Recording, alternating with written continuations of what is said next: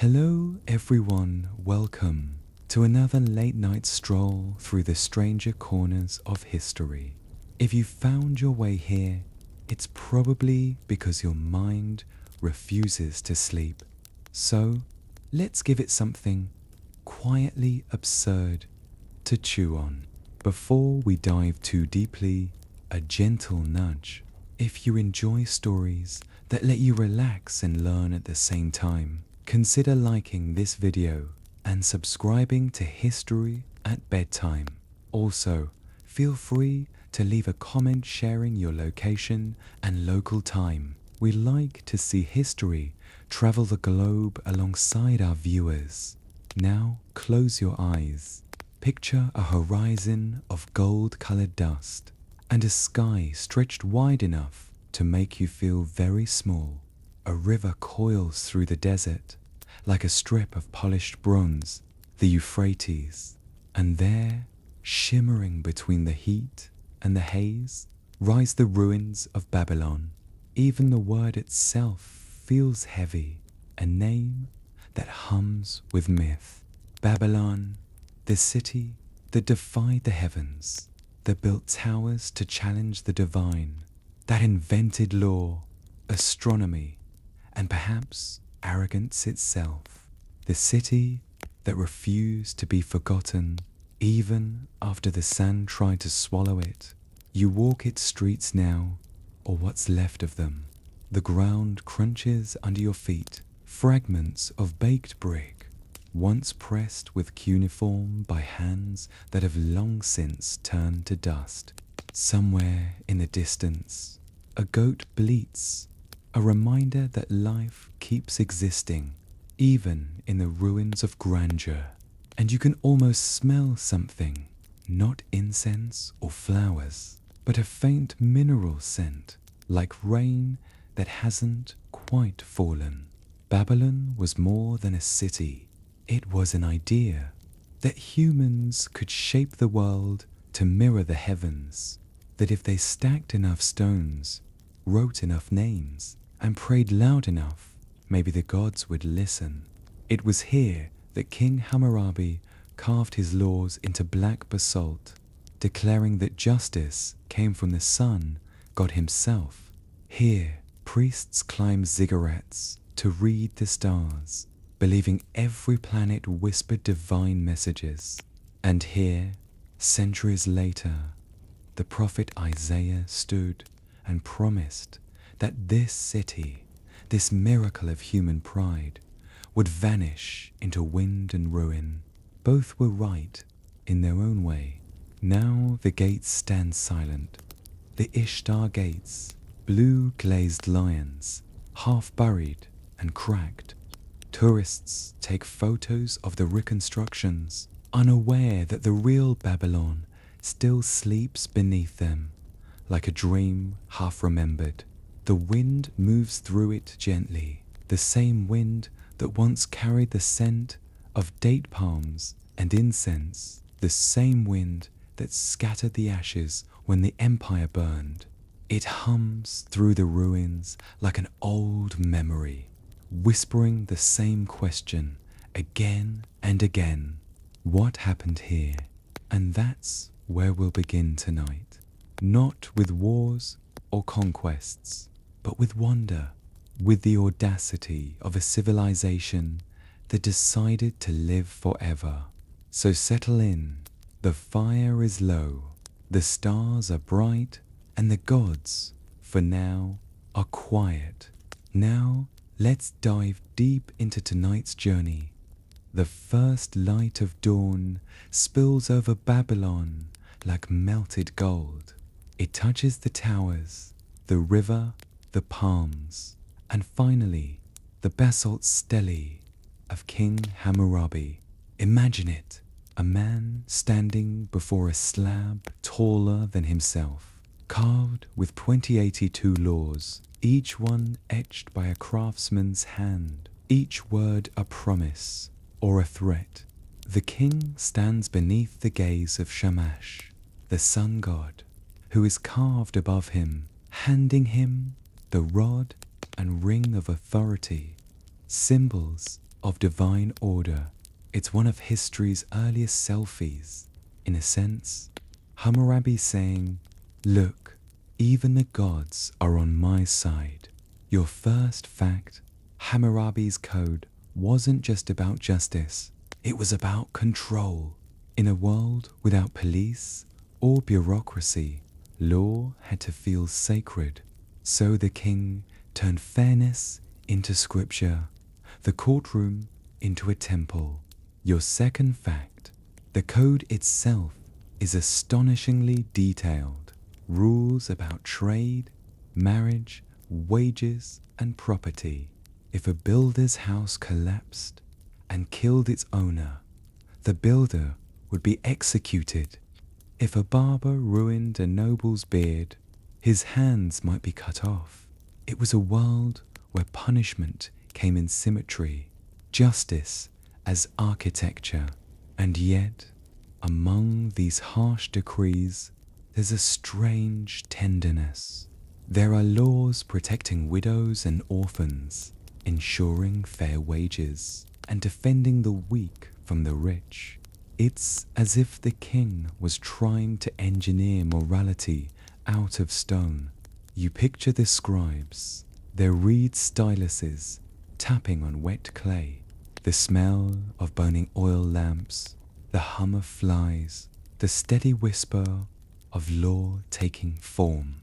One man coughs in the corner, another wipes sweat from his brow, muttering that if the gods wanted perfect handwriting, they should have invented typewriters first. Historians still debate whether these laws were actually enforced or whether they were more performance than practice, a political masterpiece meant to awe rather than punish. Still, the ideal worked. People believed in it, and perhaps belief was enough. Here's your obscure cultural tidbit. One tablet found near Babylon contains a scribe's note complaining that the ink smells worse than fish and dries before the thought is done. 4,000 years later, that's still the most accurate description of paperwork ever written. But Hammurabi's world wasn't built only on law. It was built on layers of faith, fear, and an unshakable desire to impress the divine. Every temple, every garden, every story written in clay was a letter to the gods. We are here. We remember you. Please remember us. You can almost hear the city waking up, the call of merchants, the rhythmic thud of grain mills, children chasing each other along the mud brick walls. And somewhere beneath all of it, you sense a quiet truth forming like the first ripple of the river at dawn. That Babylon was less a city and more a heartbeat, steady, proud, and maybe already doomed by its own perfection. The laws fade into the hum of morning life, and we drift onward, deeper into the labyrinth of legend, toward the towers that try to touch the sky. You wake in the story to the sound of wind moving between walls. The horizon is pale and endless, the sky a sheet of fading gold, and there, rising from the center of the plain like a challenge to creation itself, stands the ziggurat, Etemenenki, the house of the foundation of heaven and earth. It's massive, too massive to make sense, layer upon layer of brick and bitumen, stacked in perfect symmetry, narrowing as it climbs, as if it's trying to meet the stars. Halfway, the air shimmers around it, the bricks glow like baked honey. This is Babylon's greatest monument and its greatest act of defiance. Later generations would whisper another name for it, the Tower of Babel, the place where humans try to storm heaven and the gods offended by the noise, scattered their tongues like leaves in the wind. Whether that story was myth or memory, it captured a truth the ancients understood well. Ambition is a dangerous prayer. Your first major fact: archaeologists believe the tower stood nearly 300 feet high, a skyscraper by ancient standards. It was rebuilt several times, most famously by King Nebuchadnezzar II around 600 BCE, who called it a marvel of nations. Its base alone covered more ground than a modern football field. Your second fact: ancient inscriptions reveal that the tower wasn't just a vanity project. It was the cosmic axis of Babylon, a bridge between earth and sky, mortal and divine. Priests climbed its 7 terraces to read the stars and offer incense to Marduk, Babylon's chief god. And yet, even in its glory, it was fragile. The bricks had to be baked and sealed with tar to withstand the desert rains, a constant war against time. Nebuchadnezzar's engineers, clever as they were, spent their lives maintaining the illusion of permanence. There's a faint irony there, isn't there? A civilization so obsessed with immortality that it built structures that had to be rebuilt constantly, a bit like repainting eternity every season. Your obscure tidbit: ancient workers reportedly sang hymns while hauling bricks up the tower's ramps, but one surviving fragment mentions that the singers grew hoarse, yet the tower was only halfway done. If you've ever worked overtime, you can sympathize.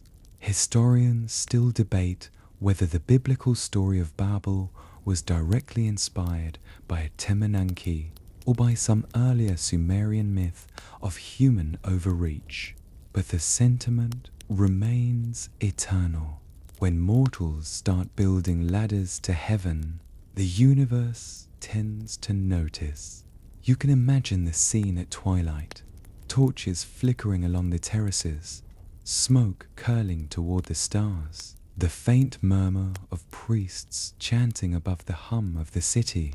Below, the markets close, the boats pull in, and the smell of baked fish and incense drifts through the streets.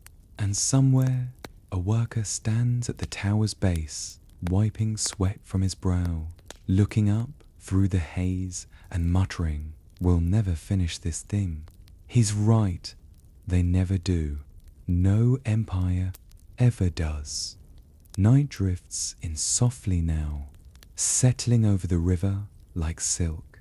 The torches burn lower, the air cools, and in the distance you hear the faint trickle of water, impossible water, flowing high above the city, the hanging gardens of Babylon, one of the 7 wonders of the ancient world, and perhaps the most mysterious of them all. They're described as a paradise of terraces, where palms, figs, and pomegranates spilled over balconies, where cool mist rose from hidden channels, and flowers from distant lands swayed in the desert air. It sounds like a dream sculpted into stone, an oasis suspended in the sky. Your first major fact: ancient Greek writers like Strabo and Diodorus claim the gardens were built by Nebuchadnezzar II for his queen, Tis of Media, who missed the green hills of her homeland. He, ever the romantic and megalomaniac, decided to recreate an entire mountain for her in the middle of the desert. Your second fact: engineering-wise, the feat would have been staggering. Archaeologists theorize it required an intricate system of chain pumps and irrigation tunnels to lift water from the Euphrates nearly 75 feet upward Centuries before, Archimedes invented his famous screw. But here's where the story bends and blurs, because despite the endless retellings, not a single Babylonian text ever mentions the gardens. No tablets, no inscriptions, no royal boasts, nothing. Historians still debate whether the Hanging Gardens were ever in Babylon at all, or whether they were built in Nineveh, 300 miles away, by the Assyrian king Sennacherib, who also wrote of a wonder for all peoples. If true, then Babylon's most famous landmark may never have existed here at all. It's the historical equivalent of remembering a dream someone else had, your obscure tidbit. Clay tablets from the era mention a strange word, Kiri, Su, meaning terrace of delight. Some scholars believe this might be an early poetic reference to the gardens, but no one can prove it. Still, you can picture it, moonlight glimmering on leaves, water running down stone channels, the quiet sound of frogs hidden among the lotus pools. It's the kind of image that doesn't need proof. It simply feels true. And that's what Babylon excelled at, creating realities so vivid that truth became optional. A place where myth and fact were less rivals and more neighbors sharing the same street. Maybe that's why, thousands of years later, we're still here whispering about it in the dark. Not because we know what was real, but because we don't. The night deepens, the wind sighs through unseen gardens, and somewhere beyond time, a queen smiles, surrounded by flowers that may never have bloomed, in a paradise that may never have existed. Dawn drifts slowly over Babylon again, gold and quiet. The sun rises through a mist of incense and smoke, and somewhere in the royal palace, the greatest king of his age is talking to himself. Nebuchadnezzar II, builder of wonders, restorer of empires, the man who turned dust into divinity. His name still hums through the ruins. It means, Nabu, protect my heir. He ruled for over 40 years and left behind temples, fortresses, and roads so straight they looked drawn by gods. But his most enduring story has little to do with stone. It's the story of when Babylon's greatest king forgot he was a man. The book of Daniel says Nebuchadnezzar was struck by divine punishment, stripped of his reason, and sent to live like an animal for 7 years, crawling through the fields with dew in his hair. A story so strange that even modern historians pause over it. Your first major fact: ancient inscriptions confirm that during his later years, Nebuchadnezzar withdrew from public life for long stretches. Clay records skip months and even years when no royal decrees were issued. Your second fact: some fragments describe the king as seized by anxiety, and priests noting his lips moved to unseen gods. Something happened. What exactly is lost to time? Perhaps illness, perhaps madness, perhaps something more poetic. The curse of a man who reached the summit of power and saw the void staring back. Historians still debate whether the madness was literal or symbolic, a cautionary tale written after his death, a metaphor for pride collapsing under its own weight. After all, Babylon was full of lessons disguised as miracles. Your obscure tidbit: one clay tablet from Nebuchadnezzar's reign describes a royal order to collect the voices of lions to soothe the god's wrath. No one knows what that means. Perhaps he ordered recordings of roars, or maybe he believed the sound could calm his dreams. Either way, it sounds like the first Babylonian sound therapy session in history. You picture him now, the king who commanded nations, wandering through his palace garden barefoot, whispering to the moon, trying to make sense of the silence in his own head. Somewhere outside, the city hums on without him. Merchants shout, bakers feed the ovens, priests climb the ziggurat steps to consult the stars.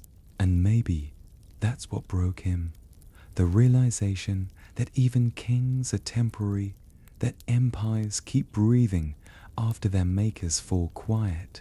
The chronicles say that when he recovered, Nebuchadnezzar returned to the throne with new humility, proclaiming, "The Most High rules over the kingdoms of men," which, if you think about it, is history's most elegant way of saying, lesson learned. The sun glints off the palace walls, and for a moment, Babylon seems eternal again, golden, proud, pretending not to hear the soft footsteps of time drawing near. Night again, Babylon glitters like a bowl of stars, spilled across the desert. Torches line the riverbanks. Music drifts from open courtyards, and deep within the palace, there's a feast that everyone will remember for all the wrong reasons. King Belshazzar, Nebuchadnezzar's descendant, sits at the head of a banquet table, laughing too loudly, his robes heavy with gold. The wine flows freely, and the guests raise jeweled cups. Cups, the scribes say, looted from the Temple of Jerusalem.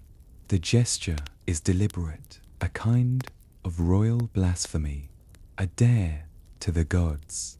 Then the laughter stops, because the wall across from the king begins to glow. A hand, not a body, just a hand, appears and writes 3 words in the air before vanishing. Mene, mene, tekel, upasin. You could hear a pin drop. Your first major fact: Belshazzar was not officially a king, but a co-regent. His father, Nabonidus, had abandoned Babylon to live in the Arabian desert, leaving his son to rule in his stead. Your second fact: archaeological tablets confirm Belshazzar's existence. For centuries, scholars thought he was fictional, a biblical invention. His rediscovery in the 19th century stunned historians. But that night, history and myth blur together. The words, translated, mean something like, "You have been weighed and found wanting. Your kingdom is divided." Hours later, the Persian army enters Babylon, not with fire and blood, but quietly, through a diverted section of the river, their boots stepping on the dry riverbed beneath the walls. Belshazzar's feast, they say, was still going on when the gates opened. Historians still debate whether this account is literal or poetic, whether a single night marked the fall of an empire, or if the truth was slower, more bureaucratic, more boring. But one thing's certain: that phrase, the writing on the wall, survived long after Babylon itself vanished. Your obscure tidbit: a Babylonian omen tablet lists the appearance of writing without a scribe as a sign of divine anger, and predicts the fall of the house that feasts, which, if nothing else, proves that someone had seen this story before. You can picture it now, the last flicker of empire burning in candlelight. Outside, the Euphrates murmurs softly as Persian banners drift above the city. Inside, the great hall grows silent, the guests frozen mid-toast, wondering which god they've offended this time. The torches sputter, the music dies, and the gold cups clatter to the floor one by one. And on the cracked wall of history, the words still glow faintly, a warning to every kingdom that ever believed it would last forever. Morning creeps into the city again, gentle but wary, as if afraid to wake the ghosts of last night's feast. The markets are quieter now. The empire has changed hands. The Persians rule. The banners have shifted. But for the ordinary Babylonian, life moves on. Bread still needs baking. Grain still needs grinding. The world, as always, refuses to notice the noise of politics for too long. But in the distance, beyond the Euphrates, and far from the heart of the new order, another king sits alone, Nabonidus, the last true ruler of Babylon. And perhaps its strangest, he is not in Babylon at all. He has been gone for years, living in a desert city called Tama, hundreds of miles away, surrounded by sand, ruins, and the moonlight he adores. Nabonidus loved the moon god Sin more than Marduk, Babylon's own patron deity, and that was a problem. In a city built on the favor of one god, shifting devotion was like changing political parties mid-sermon. The priests, loyal to Marduk, seethed quietly.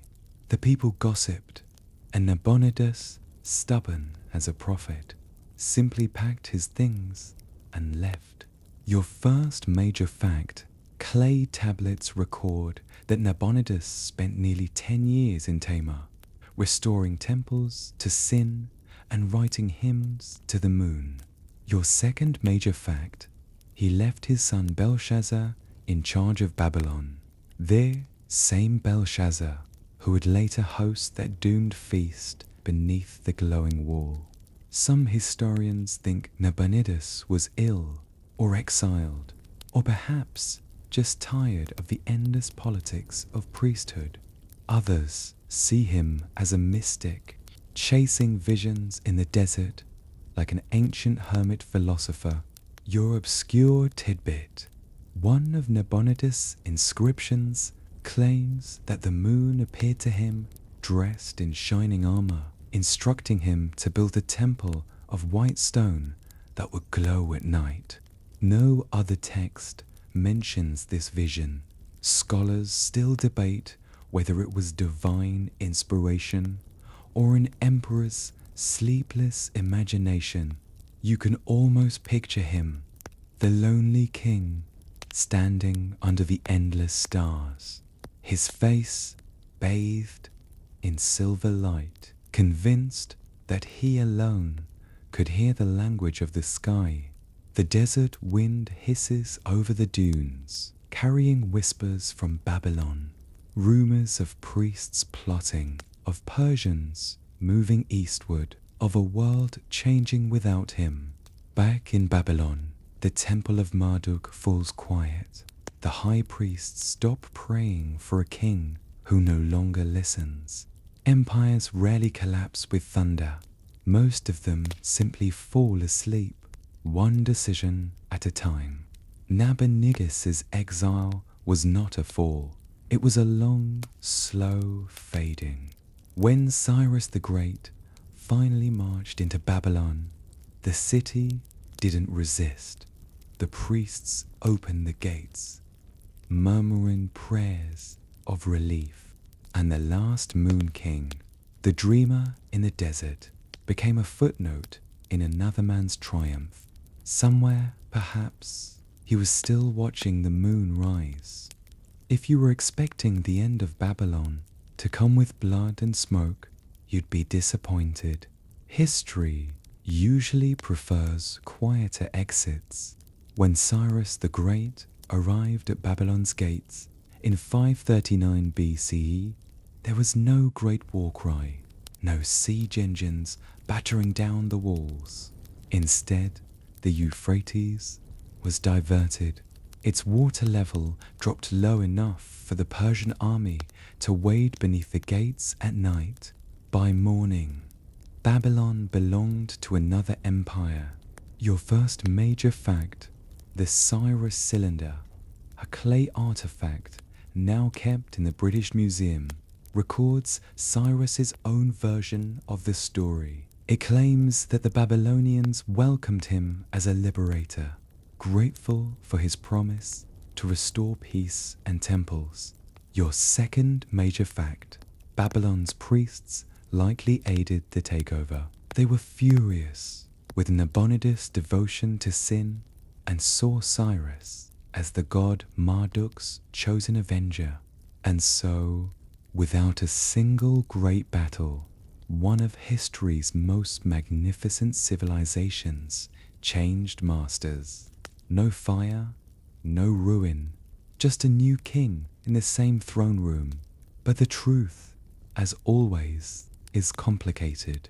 Historians still debate whether Cyrus's peaceful conquest was as bloodless as the records suggest. The Persians were brilliant propagandists, and the cylinder, often called the first charter of human rights, might have been, well, Babylonian level spin. Your obscure tidbit. Babylonian astrologers claimed that during the night of the invasion, the constellation Leo rose higher than usual, a sign, they said, that the lion of Marduk had finally returned home. Imagine the scene. Dawn spreading across the river, Persian soldiers standing in silence beneath the Ishtar Gate, their armor glinting blue in the reflected tiles. No war cries, no celebration, just an eerie stillness, the kind that follows when history exhales. The Persians let the Babylonians keep their temples, their priests, even their rituals. But something in the spirit of the city broke that day. The quiet confidence that Babylon would last forever. For centuries, they had believed their walls were unbreachable, their gods invincible, and then, without warning, both fell asleep. The empire of dust did not die in battle. It simply handed over the keys and went back to dreaming. And that might be the most Babylonian ending of all. The years drift by, the golden bricks fade, the gardens, if they ever existed, turn to dust. Babylon, once the heartbeat of the world, begins to whisper instead of sing.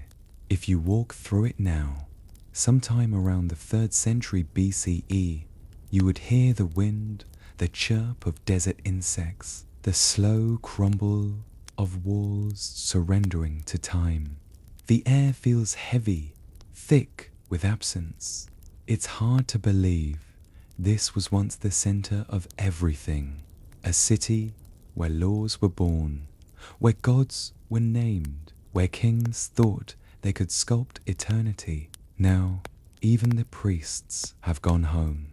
In the old Hebrew scrolls, a line lingers like an echo. Babylon shall never be inhabited, nor shall it be dwelt in from generation to generation. The prophecy feels less like a curse and more like a sigh, a quiet acknowledgement that no city, no matter how brilliant, survives its own perfection. Your first major fact, by the 2nd century CE, Babylon was largely abandoned. Greek historian Strabo described it as a great desolation, where wild beasts roamed through the temples.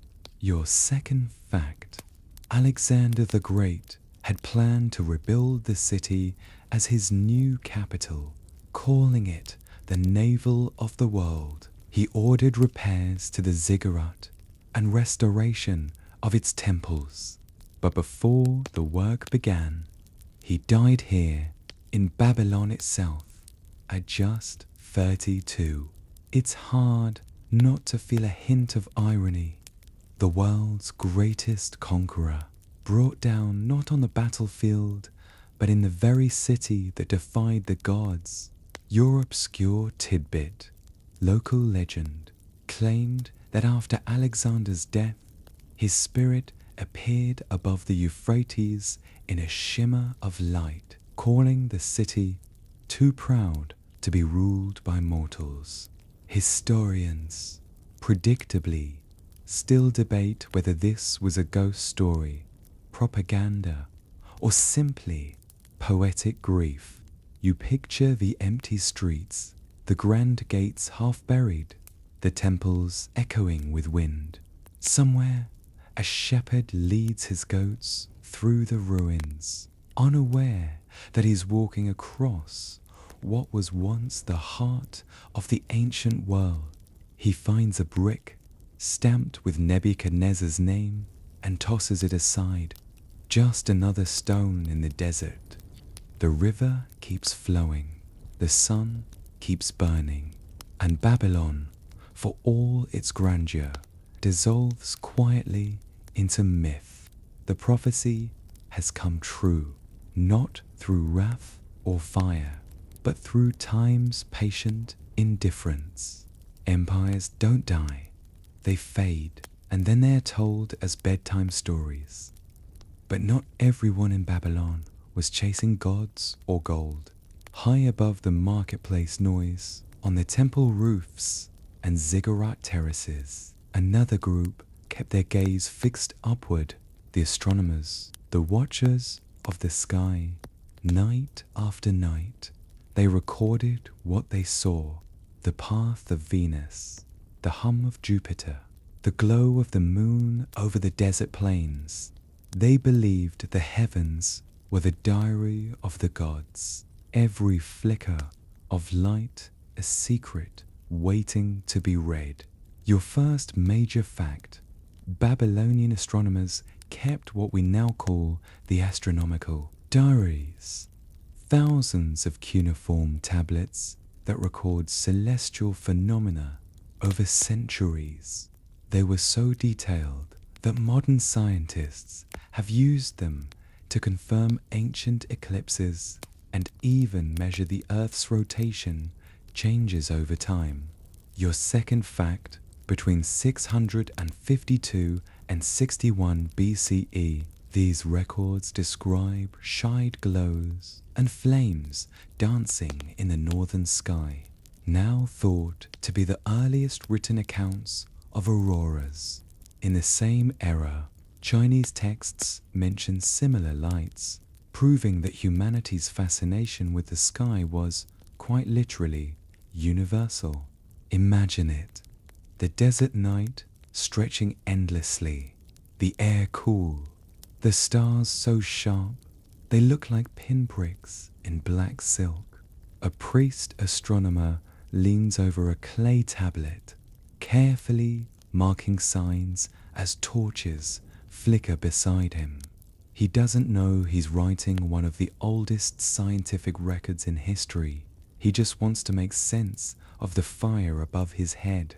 Your obscure tidbit: one tablet includes a brief complaint between astronomical notes. The apprentice fell asleep at his post. May Shamash forgive his sloth. A reminder that even in the cradle of civilization, interns were still interns. Historians still debate whether all those flames were truly auroras or poetic descriptions of meteors, comets, or even volcanic haze. But, in a way, the truth hardly matters. The wonder remains the same. The Babylonians believed each star was a word, each planet a god's heartbeat. They mapped the heavens not for curiosity alone, but to predict fate, to read divine moods, to know when kings should act and when empires should hide. When they looked up, They didn't just see the stars, they saw themselves. A city built on order, logic, and faith that the universe was listening. And maybe it was. The night deepens again. The priests' torches go out one by one, leaving only the whisper of the river and the ancient sky burning softly overhead. Babylon sleeps, and above it the same constellations still burn, unchanged, indifferent, and impossibly beautiful. The air in Babylon has changed. The chants of kings are gone. The shouts of merchants have faded, and what remains is something quieter, a city ruled not by rulers, but by memory. Yet in the dust, a few clay tablets survive. They are small, unassuming, cracked by centuries, but if you hold one in your hand, you can almost hear the hum of everyday life, contracts, receipts, petty disputes, and laws so practical they border on poetry. Your first major fact: Babylon's legal system went far beyond Hammurabi's famous code. Thousands of later tablets reveal a society obsessed with fairness, debt, and documentation. Everything, from sheep loans to broken engagements, had a written record. In a way, Babylon invented bureaucracy before anyone else even knew what paperwork was. Your second fact: their civil codes covered everything from divorce to wine purity. Some even regulated noise at night. One tablet from the reign of Nabonidus warns of fines for disturbing the peace of neighbors with excessive shouting or song after the hour of moonrise.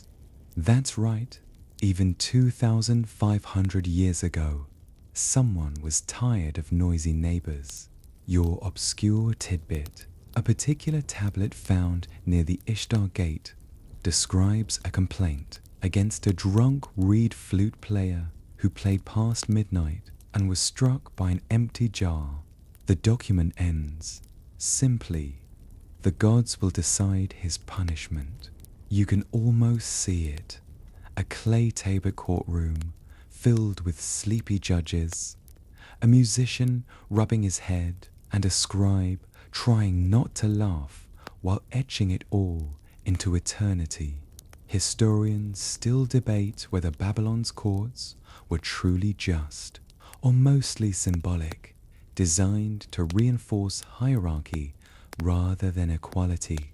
But for a city that believed order mirrored heaven, law was sacred. To write it down was to trap chaos inside clay. You imagine a late evening in the scribble hall, the glow of oil lamps, the gentle scrape of styluses on wet tablets, the smell of bitumen and burnt reeds. A young apprentice, weary from copying contracts, glances outside at the moon.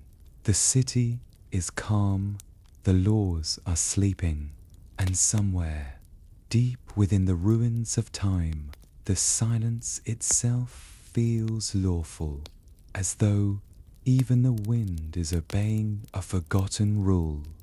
Centuries later, archaeologists would find something extraordinary among the fragments of Babylonian tablets, traces of a hymn written to Marduk, Babylon's chief deity, the one said to have shaped the cosmos out of chaos. It was only a few lines, cracked and incomplete, like a lullaby half remembered, but recently, with the help of technology and a bit of audacity, scholars have tried to give it voice again.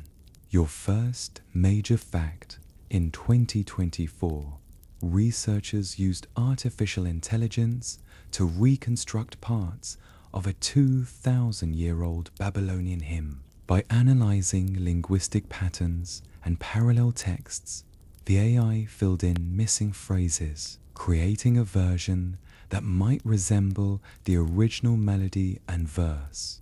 Your second fact: the hymn praises Marduk as the god who wakes the dawn and the breath between words.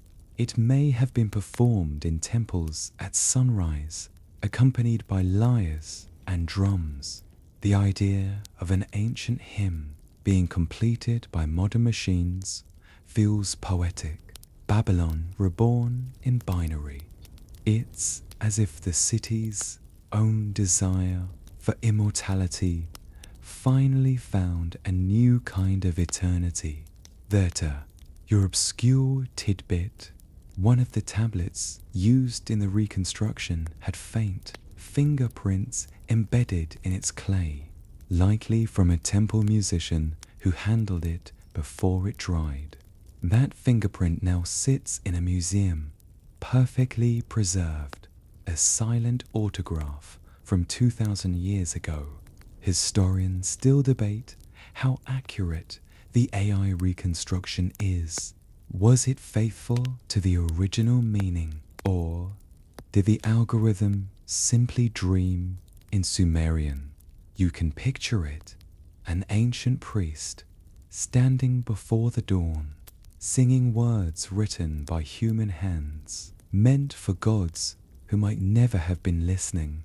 And then, thousands of years later, a researcher pressing enter, listening to the same melody recreated by a machine, different tools, same longing to speak with something greater than ourselves. The hymn drifts through the centuries like incense, curling through ruins, humming beneath glass museum cases, whispering into servers and screens. You close your eyes and imagine it, a low, trembling chant rising with the sun, echoing through courtyards of polished brick. The melody dissolves into the wind, the words fade into static, and all that remains is a feeling, soft, sacred, endless. And somewhere in the quiet, you realize Babylon never really died. It just changed languages. The nights above Babylon were not dark. Even without electric lights, the sky shimmered like a bowl of black glass dusted with salt. For the priests and astronomers who watched from the rooftops of ziggurats, it wasn't just beauty, it was language. Each star a word, each planet a sign.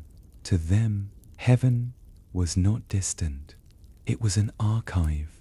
You sit beside one of them now, a scribe named Nabu Idin, wrapped in linen, stylus tucked behind his ear. His clay tablet is covered in columns of tiny wedges. He isn't predicting love or fortune. He's writing the first horoscopes in history. Your first major fact: the zodiac as we know it, Aries through Pisces, originated largely in Babylon around the 5th century BCE. They divided the sky into 12 equal parts to track the sun's movement and assign omens to each. Later, the Greeks borrowed the system and gave it new names, but the framework, that was pure Babylon. Your second fact: Babylonian astrologers weren't fortune tellers in the modern sense. They were state officials, advisors to kings. If Venus rose at dawn, they warned of famine. If Jupiter was bright, it meant peace. The cosmos was a spreadsheet of divine moods. Your obscure tidbit: one clay tablet found in the ruins of Uruk records a curious omen. If a sheep gives birth to a two-headed lamb and Mars shines red, the king must not eat onions for 3 days. No one knows why. Historians still debate whether the onions were symbolic or just unpopular. The sky to them was a sacred bureaucracy, orderly, precise, full of paperwork in the form of stars. They called it Shitu, the writing of heaven. And there's something comforting in that idea, that even 4,000 years ago, people were still staring up at the same constellations, trying to find patterns in chaos, trying to believe the universe made sense. You can almost hear the quiet clack of styluses, the low murmuring of priests as they argue over planetary positions. The wind brushes past, carrying the faint smell of clay and oil. Above them, the same stars we still wish on, unchanged, unfazed, indifferent. And maybe that's the truest kind of immortality Babylon ever achieved, not through its towers or temples or laws, but through the way it taught us to look up and ask why. The stars shift, the night deepens, and the scribe exhales, satisfied that, for one more evening, the heavens have behaved. Let's descend from the stars for a moment, back to the streets, because while kings and priests filled the history books, Babylon's true pulse often came from those history forgot to name. The women of Babylon were not silent. They traded, they owned land, they wrote letters and contracts in their own names, and they worshipped gods who looked like them, fierce, complex, untamed. Your first major fact, Hammurabi's code included laws protecting women's property rights and business dealings. Married women could own estates, hire servants, and sue men in court, an astonishing level of autonomy for the Bronze Age. Your second fact, priestesses of Ishtar, the goddess of love and war, held real political influence. They managed temple estates, oversaw rituals, and sometimes acted as diplomatic envoys. Their seal impressions, little signatures pressed in clay, have been found across the empire. Your obscure tidbit, a letter discovered in Sippar reads, "Tell the king, I have baked the bread and filled the jars. Tell him the omens are good." It was written by a temple woman named Iltani, who, based on handwriting analysis, might have written more than 50 official reports. In other words, Babylon's first overworked office assistant. Historians still debate whether these freedoms were signs of equality or simply privileges granted to elite women. Either way, their fingerprints remain literally pressed into clay across the centuries. You walk through the markets now, women selling dates, others haggling for spices, a young girl balancing a jar of beer on her head while scolding her brother in a language that has no living voice left. From balconies, the scent of warm bread and jasmine drifts down through the morning air. In the temple of Ishtar, drums pulse softly. The priestesses chant to a goddess who embodies both tenderness and fury. The sound is hypnotic, something between a heartbeat and a warning, and for a moment you realize how different this city might have felt.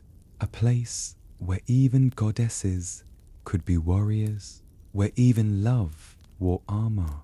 The sun climbs higher, the chants fade, and the river shimmers like melted bronze.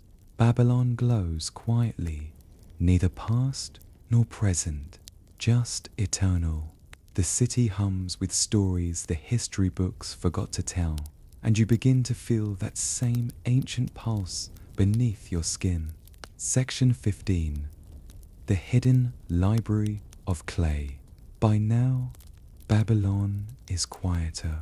The streets are fading back into the sand. The temples are cracking at their corners, and yet something still whispers from beneath the dust. It isn't music or prayer. It's the soft murmur of words, thousands upon thousands of words pressed into clay.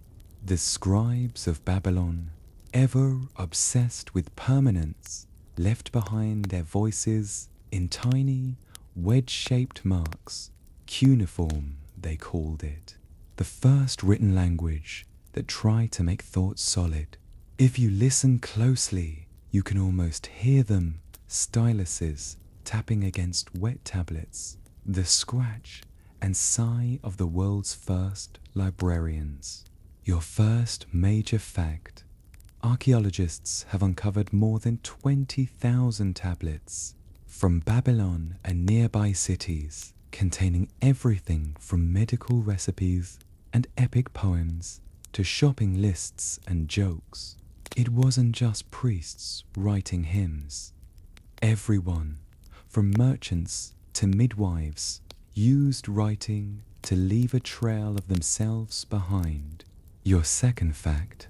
The temples, especially the great Esagile of Marduk, often housed scribble schools where young boys learn to copy ancient proverbs and calculations.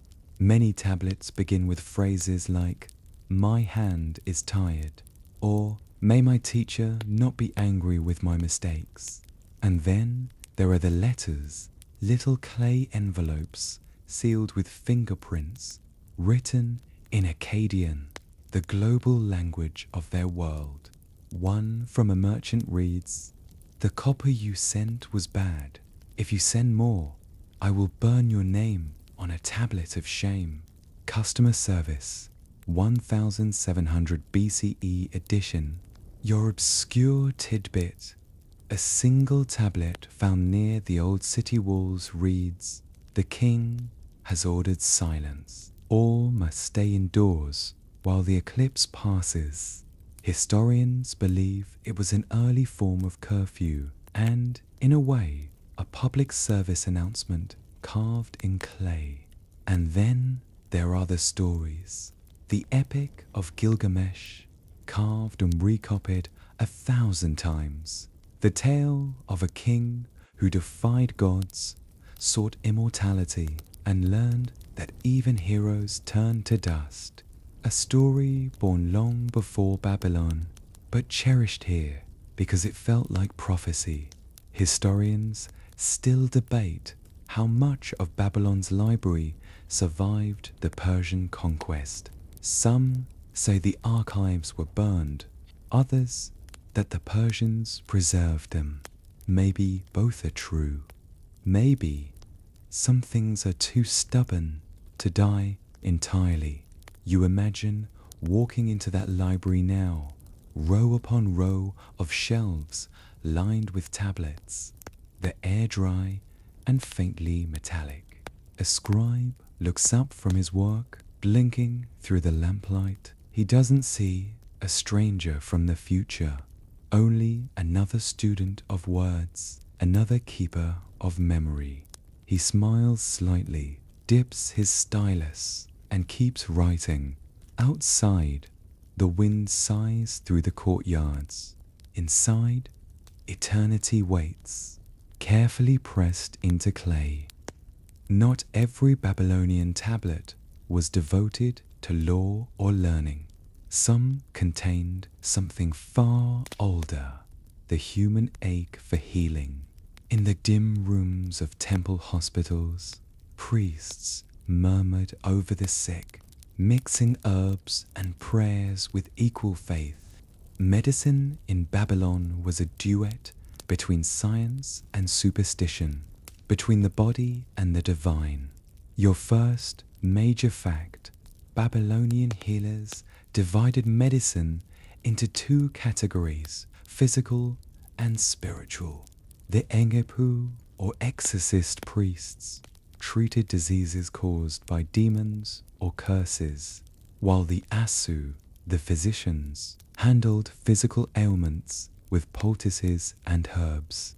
They often worked side by side, one chanting, the other measuring. Your second fact: many medical tablets survive, listing hundreds of remedies. For example, to treat fever, a doctor might mix willow bark and date wine, an early form of aspirin. For headaches, they prescribed crushed onions and cedar oil under a full moon. It sounds strange, but you can feel the logic in it. Medicine as ritual, care as conversation with unseen forces. Your obscure tidbit: one incantation against toothache describes the toothworm, a tiny serpent said to live in the gums. The cure: burn incense, whisper its name, and command it to flee. It's nonsense, of course, but poetic nonsense, and in that, deeply human. Historians still debate whether Babylon's healers believed their spells worked literally, or if they understood the psychology of comfort before we had the word for it. Either way, the effect was the same: pain eased, hearts calmed, hope restored. Imagine the scene: a sick man lying on a reed mat, the smell of burning myrrh filling the air. A priest's chant rises like a slow tide while a young apprentice grinds herbs in a stone bowl. Outside, the sun begins to rise, touching the river with gold. And for a brief moment, you realize that Babylon's pursuit of immortality wasn't arrogance at all. It was care, clumsy, earnest, endlessly creative care. A city trying, in its own peculiar way, to keep its people alive a little longer. The chant fades, the smoke thins, the priest closes his eyes and murmurs. The body returns to clay, but the spirit keeps walking. You exhale, slow and soft, and realize that perhaps the same could be said of Babylon itself. By the time the sun has set again, the city is not quite a city anymore. It's a memory of one. But in the heart of those memories, within the cracked bones of the ziggurats, something still hums. It is faint and deep, like a low voice echoing from underground. You walk into the temple of Marduk. The air smells of old dust and oil. There are no worshippers now, but once this chamber would have glowed, thick with incense smoke, voices rising and falling in a rhythm that sounded like breathing. The priests called it the language of the gods. Your first major fact: archaeologists have discovered strange chambers beneath Babylonian temples, narrow corridors designed with curving walls and hidden vents. When the priests spoke through them, the sound would emerge from statues or walls above, a divine voice answering mortal prayers.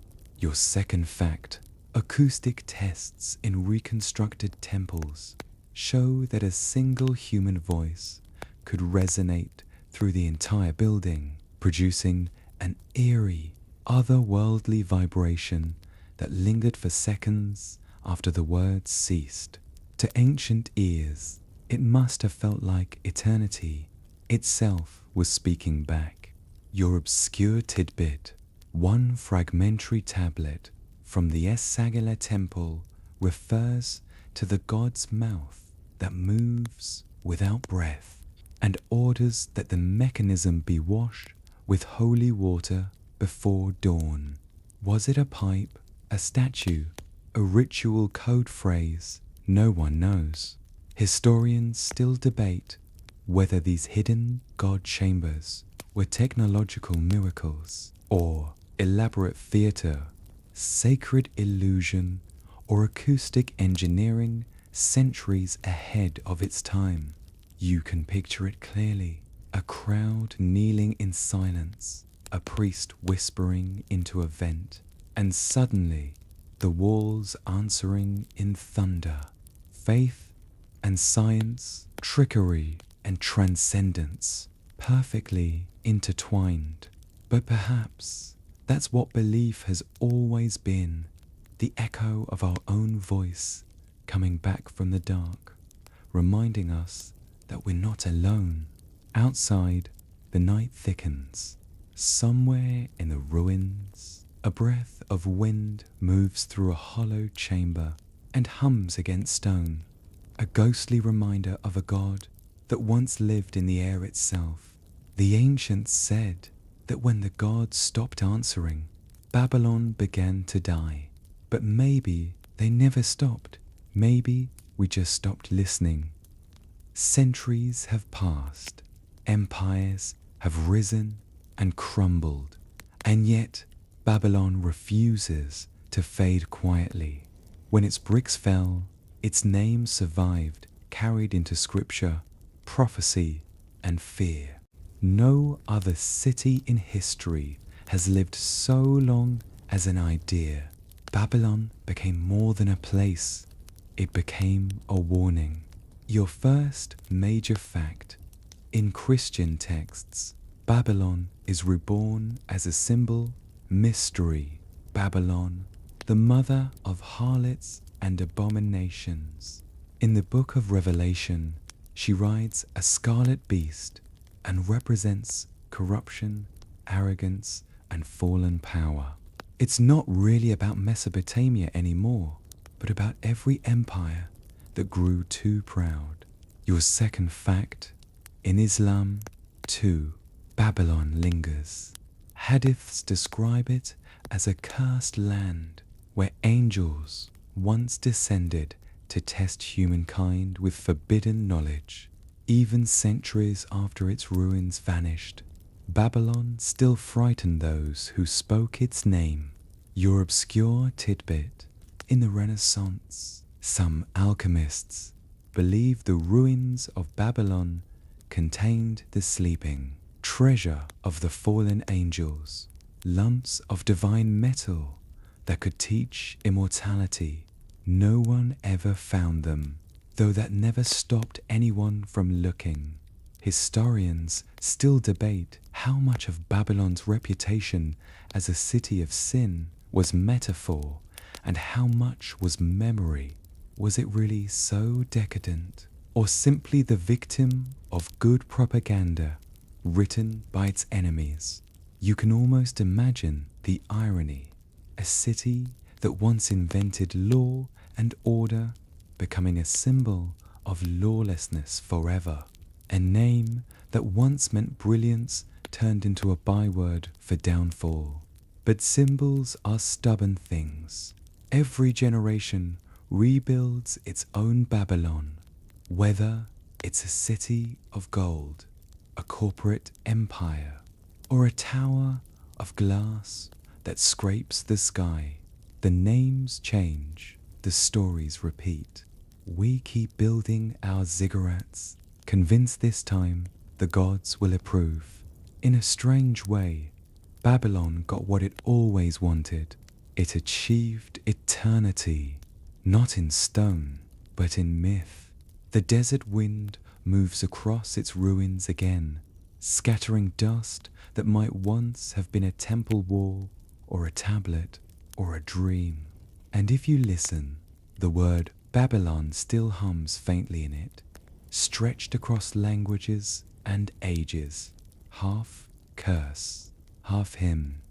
The year is 1811, and the world is smaller than it used to be, or at least it feels that way. Empires now ride on steamships, explorers carry notebooks instead of spears, and the desert, the same one that swallowed Babylon, has begun to draw curious eyes again. A man named Claudius James Rich, a British diplomat with a taste for dusty adventures, rides across the Mesopotamian plain. The locals point him toward a mound called Babil, a quiet swell of earth littered with sun-baked bricks. On one of them, he notices something extraordinary. Faint wedge-shaped marks pressed into clay, cuneiform, the language of Babylon, asleep for 2,000 years. Your first major fact: Rich's exploration of the site in 1811-1817 marks the first recorded modern identification of Babylon's ruins. His notes, though incomplete, inspired a generation of archaeologists to follow in his footsteps. Your second fact: a few decades later, in the late 1800s, the German archaeologist Robert Koldewey began the most ambitious excavation of all. Over 18 years, he unearthed the city's ancient walls, the processional way, and the magnificent Ishtar Gate, its blue glazed lions still baring their teeth after 2,500 years. You can almost see him there, dust clinging to his boots, holding a brush, steady as a face emerges from the earth. A lion, fierce and still gleaming with cobalt. The gate becomes a window through time, a burst of color in a city long turned to sand.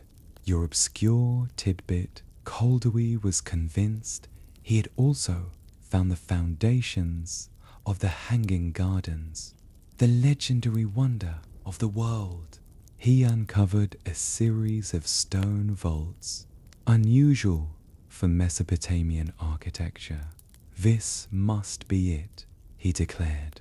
But historians still debate whether the gardens were ever truly in Babylon, or if they were built hundreds of miles north in Nineveh by a completely different king.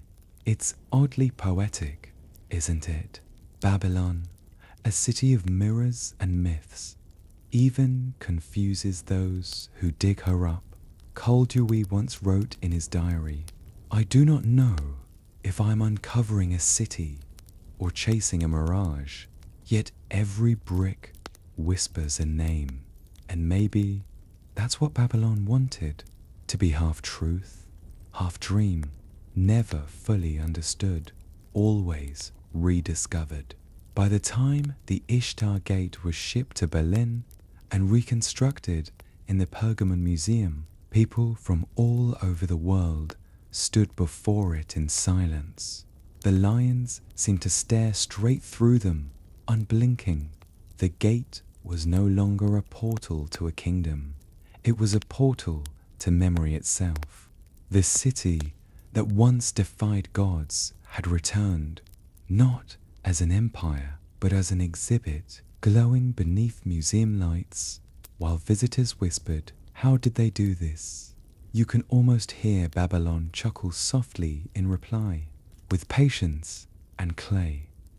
And now the world turns once more. Planes fly where gods once thundered. The Euphrates drifts quietly past fields of reeds and sun-bleached ruins. Somewhere beneath that endless sand lies the last heartbeat of Babylon. Faint, steady, waiting.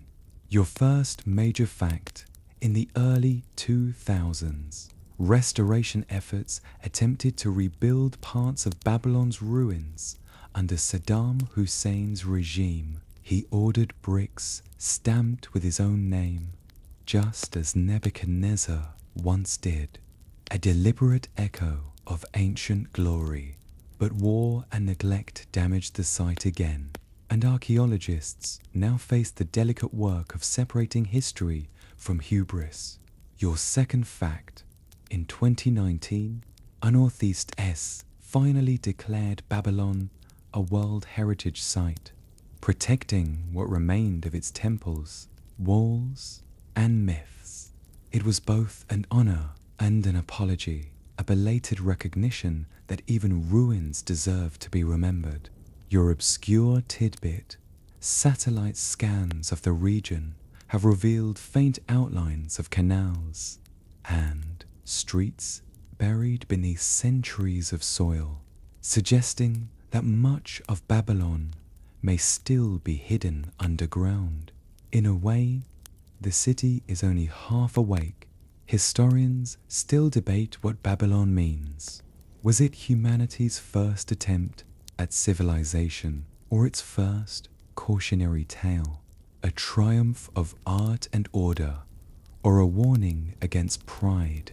Maybe, as always, it was both. And as you listen to the night, you realize the truth isn't in the bricks, but in the story itself. Babylon never vanished. It migrated into books, into myths, into languages that still carry its shadow. Babel, baby, Babel, the sound of meaning breaking apart and remade again. Maybe that's what immortality looks like. Not shining, not perfect, but retold. So now, as the torches dim and the sands grow cold, let's rest beside the ruins. The Euphrates murmurs softly, as if humming an old song, one older than cities, older than kings. Above, the stars glow with the same light that once guided the astronomers of Babylon. They haven't changed, only we have. You can picture the city in layers, 1,000 years stacked like sediment, each one whispering a name. A mason smoothing wet brick, a scribe scratching at a tablet, a queen staring out over her hanging gardens, wondering if the gods are watching. All of them gone, all of them here. The night deepens, and the sound of the desert fills the spaces where prayers used to be. Somewhere out there, maybe a shepherd walks past the ruins, his lantern swaying like a small star. He doesn't know he's tracing the outlines of the world's first metropolis. He just knows it feels quiet. And in that quiet, Babylon still breathes, softly, stubbornly, endlessly. It has outlived empires, prophecies, and even its own walls, because that's what stories do. They survive the fire, the flood, the forgetting. You inhale slowly, as if catching the last scent of burned incense on the wind. The ruins fade into dusk, and the stars blur into gentle light. Your thoughts drift to rivers, to gods, to words pressed into clay, thousands of years ago, by hands not so different from yours. And before sleep finally takes you, one thought lingers. The city that defied the gods may have fallen, but its echo still hums in every dream of greatness humanity ever dared to have. Now, close your eyes. Let the river carry you. Babylon sleeps.